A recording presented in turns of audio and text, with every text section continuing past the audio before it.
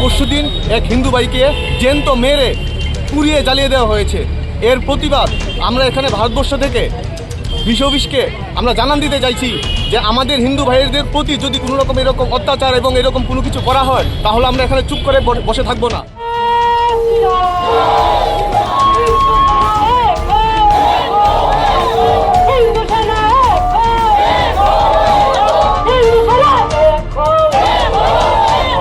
আমরা হিন্দুরা এতদিন যেভাবে নিরস্ত্র এবং শান্ত হয়ে বসে থাকতাম, আজ এখন থেকে আর কোনো রকমভাবে শান্ত হয়ে বসে থাকবো না।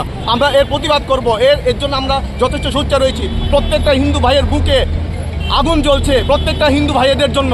আমরা চিরকাল থেকে হিন্দুরা সবাইকে নিজের বুকে আঁকড়ে ধরে রেখেছি এবং প্রত্যেককে আমরা নিজেদের মতো ভেবে প্রত্যেক ধর্মকে আমাদের নিজেদের ধর্মের মতো টেনে আমরা বুকে আগলে ধরে রেখেছি। কিন্তু অন্য কোনো ধর্মের লোকরা হিন্দুদেরকে পছন্দ করে না এবং আমাদেরকে কোনোদিন আগলে ধরে রাখে না। আমাদের